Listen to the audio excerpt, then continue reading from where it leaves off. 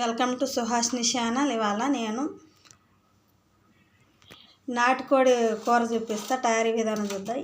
కోసి పెట్టుకున్న నాటుకోడి, ఉల్లిగడ్డలు, పచ్చిమిరకాయలు, బిర్యానీ మసాలా, బిర్యానీ దినుసులు, నూనె వేసుకున్నాం. గిన్నె పెట్టుకొని దాంట్లో తగినంత నూనె వేసుకున్నాం.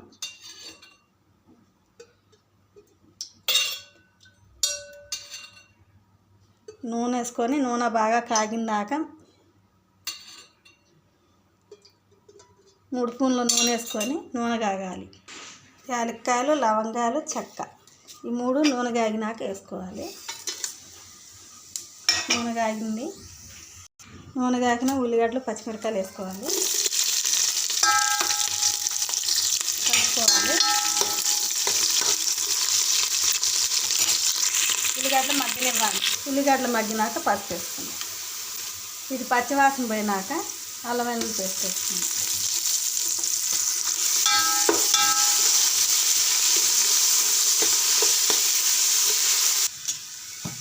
కాల్చుకొని కొట్టుకున్న నాటుకోడి వేసుకుందాం.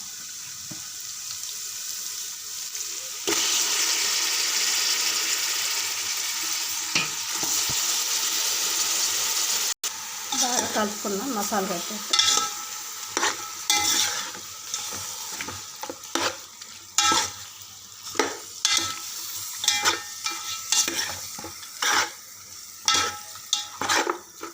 ఇలా మొత్తం మసాలా పెట్టినాక కలుపుకొని మూత పెట్టుకుందాం. ఇలా ఉడికినాక కారం వేసుకోవాలి తగినంత. ఇప్పుడే ముక్కకు కారం వేసుకోవాలి. తర్వాత తెల్లగా ఉంటుంది. లేకపోతే ఇది అసలుకి నాటుకోడి కదా, కొంచెం కారం ఎక్కువ వేసుకోండి.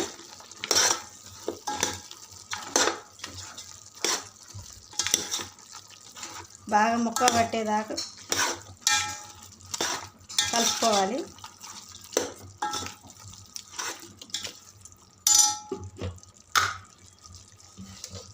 తగినంత ఉప్పు,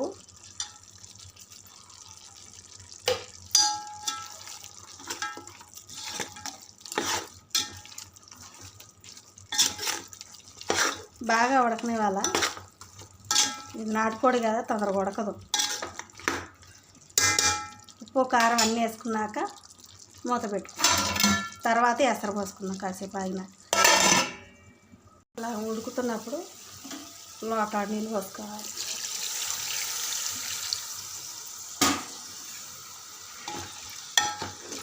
మన ఇష్టం. పులుసు ఎంత కావాలంటే అంత పెట్టుకోవచ్చు. కానీ చాలామంది పులుసే ఇష్టపడతారు.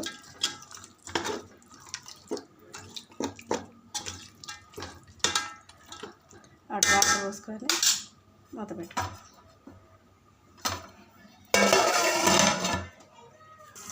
ఇలా మొత్తం ఉడకాలి. ఉడికినాక మసాలా నూరుకున్నాం. ఇలా మసాలాలు ధనియాలు, చెక్క, లవంగాలు, యాలక్కాయలు, మిరియాలు, దీంట్లోకి ఎల్లిపాయలు ఇవన్నీ వేయించుకొని పొడి కొట్టుకొని చూపిస్తాయి.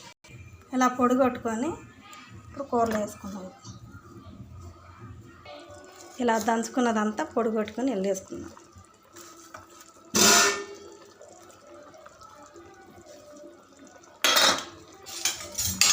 మొత్తం ఇలా దంచుకొని అంతా కొట్టుకొని శుభ్రంగా కలుపుకొని పులుసు చేసుకొని తినాలి. ఇప్పుడు ఉప్పు సరిపోయిందా లేదు చూసుకుందాం.